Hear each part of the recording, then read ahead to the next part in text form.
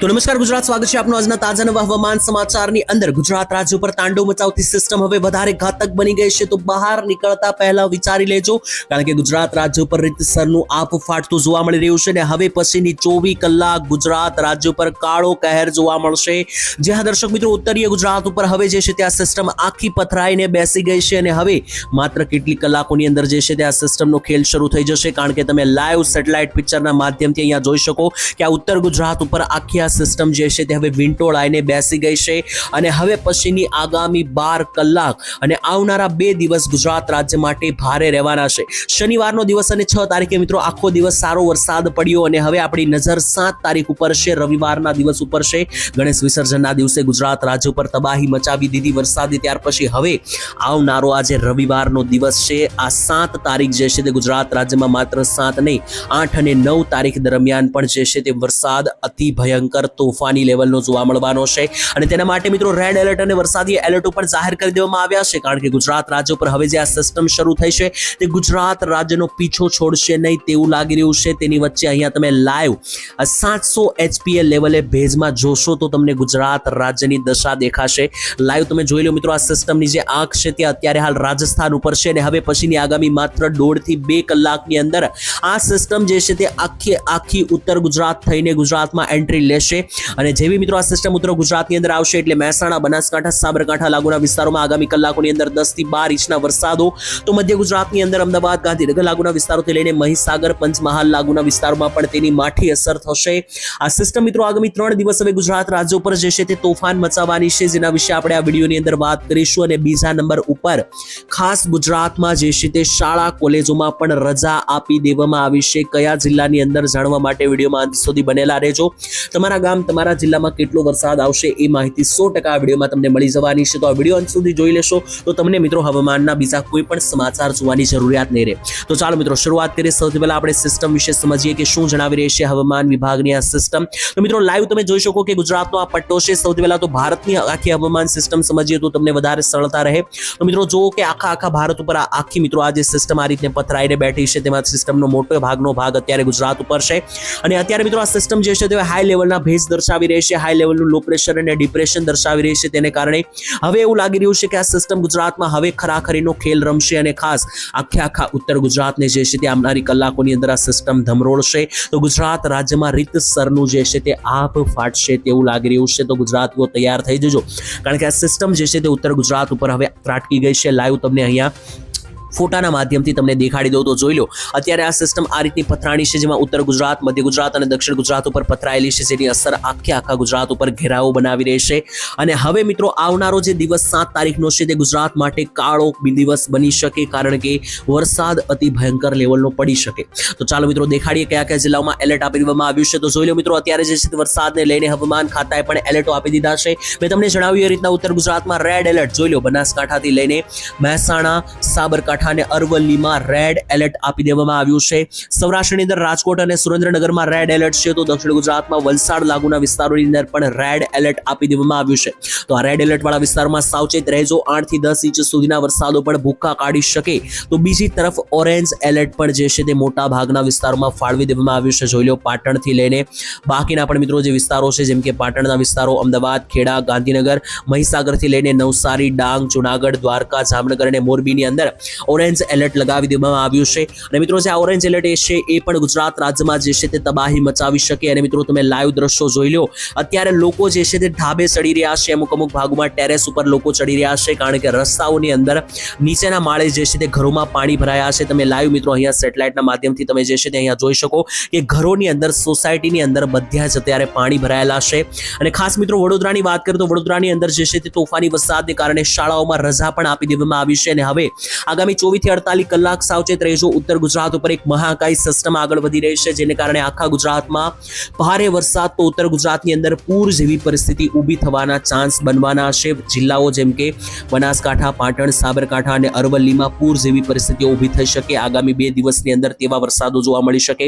અને આજે મિત્રો તમને જણાવી દીધું, ખાસ કરીને જે 6 તારીખનો દિવસ રહ્યો શનિવાર, તેમાં આખો દિવસ ક્યાં કેટલો વરસાદ પડ્યો લાઈવ અપડેટ તમને આપું, ત્યાર પછી મારે તમને 7 તારીખ અને રવિવારે વહેલી સવારે 4 વાગ્યાથી સાંજના મોડી રાત સુધી ક્યાં કેટલો વરસાદ પડશે રવિવારની આખી માહિતી આપવાની છે. પહેલા શનિવારે જોઈ લો તો મિત્રો મહીસાગરમાં 145 mm એટલે કે 5 ઇંચ વરસાદ પડ્યો. દક્ષિણ ગુજરાતમાં તાપી અને વલસાડની અંદર પણ 5-5 ઇંચના વરસાદો પડ્યા. તો બીજી તરફ વડોદરા લાગુના વિસ્તારોમાં પણ ધોધમાર વરસાદો રહ્યા છે.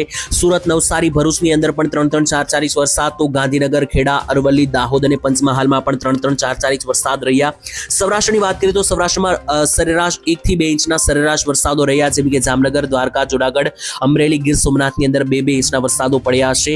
સુરેન્દ્રનગર, મોરબી, કચ્છથી લઈને અમદાવાદ અને વડોદરાની અંદર પણ 2 થી 3 ઇંચના વરસાદો પડ્યા છે. ત્યારે મિત્રો હવે પછીની કલાકોની અંદર જે સિસ્ટમ હું તમને દેખાડી રહ્યો છું તો જોઈ લો આખે આ સિસ્ટમનો ભાગ છે.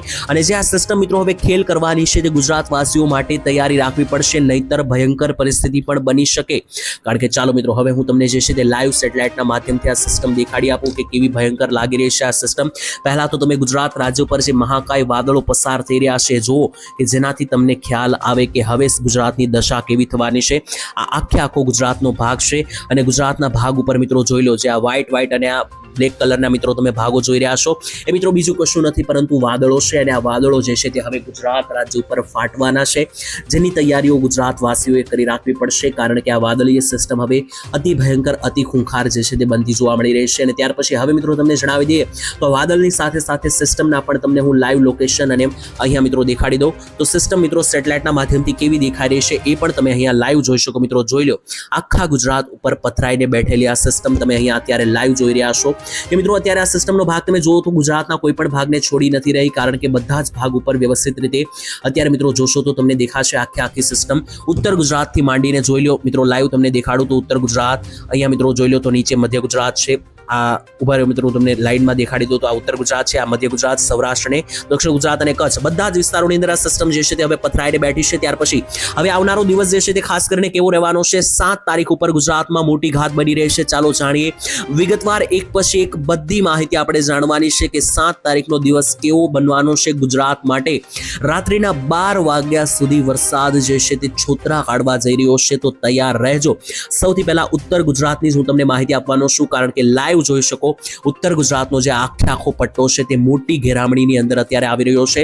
અને આખા પટ્ટાની અંદર જે છે તે તોફાની મેઘતાંડવ વરસાદનું ફરી વળવાનું છે, જેના માટે અત્યારથી જે છે તે મિત્રો તૈયારી રાખવી પડશે. કારણ કે ગુજરાતની દશા જે છે તે હવે અતિ ભયંકર થવાની છે. કારણ કે ઉત્તર ગુજરાત ઉપર હવે જે આ સિસ્ટમ રાજસ્થાનથી આગળ વધી છે તેને કારણે મિત્રો તમને વિસ્તારો દેખાડી દઉં છું. જોઈ લો મહેસાણાના વિસ્તારથી લઈ પાટણ, મોઢેરા, રાધનપુર, સાંતલપુર, દિયોદર, થરાદ, સુઈગામથી લઈને ધાનેરા પંથક ઉપર જોઈએ તો સુઈગામથી લઈને ડાબી તરફ આવ્યો તો આબુ અંબાજીના વિસ્તારોથી લઈને પાલનપુર, ખેડબ્રહ્મા, તેની સાથે પ્રાંતિજ, મોડાસા, બાયડના વિસ્તારોથી લઈને મિત્રો જમણી તરફ પણ તમે જોઈ શકો કે અરવલ્લીનો વિસ્તાર છે, સાબરકાંઠા, બનાસકાંઠા, આ બધા જ વિસ્તારો ઉપર જે છે તે મિત્રો તમે લાઈવ જોઈ શકો કે આ સિસ્ટમ જે છે તે તમને 10-10 ઇંચ સુધીના પણ વરસાદો દેખાડી શકે, કારણ કે એટલી ભયંકર સિસ્ટમ રહેશે.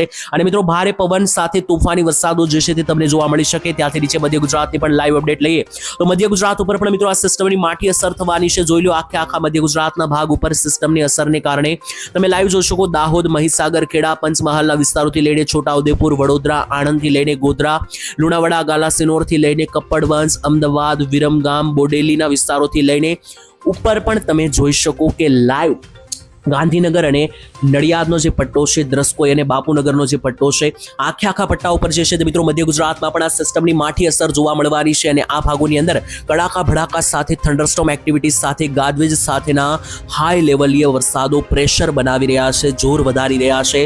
ત્યારે મિત્રો સૌરાષ્ટ્ર માટે પણ આજનો દિવસ ભારે, કારણ કે આખા સૌરાષ્ટ્ર વિશે હું તમને પછી માહિતી આપું. પહેલા દક્ષિણ ગુજરાતની વાત કરીએ તો દક્ષિણ ગુજરાતમાં પણ તમે જોઈ શકો કે ખાસ કરીને વડોદરાથી નીચેના જે બોડેલી લાગુના વિસ્તારો છે, ડભોઈ, કરજણ, જંબુસરના વિસ્તારો, શિનોર, તણખાળા, રાજપીપળા, ઉમરપાડા, ડેડિયાપાડાના વિસ્તારોથી લઈને ભરૂચ, વાંકાળ, કોસંબા અને અંકલેશ્વર સહિતના બધા જ દક્ષિણીય ગુજરાત લાગુના વિસ્તારોમાં પણ કાળો કહેર, અતિ ભારે અનરાધાર ધોધમાર વરસાદ જે છે તે પડવાની આગાહી. તો ત્યાંથી નીચે મિત્રો સુરત લાગુના વિસ્તારોમાં પણ જોઈ લો છેલ્લા 24 કલાકમાં ગુજરાતમાં સુરત લાગુના ભાગોમાં તોફાની વરસાદ ચાલી રહ્યો છે. અને હજુ પણ તમે લાઈવ જોઈ શકો કે અહીંયા નવસારી, સુરત, બારડોલી, વ્યારાના વિસ્તારોથી લઈને નીચે જુઓ તો ડાંગ, સાપુતારા, વલસાડ, વલસાડ આ બધા જ ભાગોમાં હજુ પણ વરસાદનું હાઈ એલર્ટ બનેલું છે અને હજુ પણ આ ભાગોની અંદર આગામી 24 કલાક સુધી તોફાની વરસાદો પડતા જોવા મળી શકે.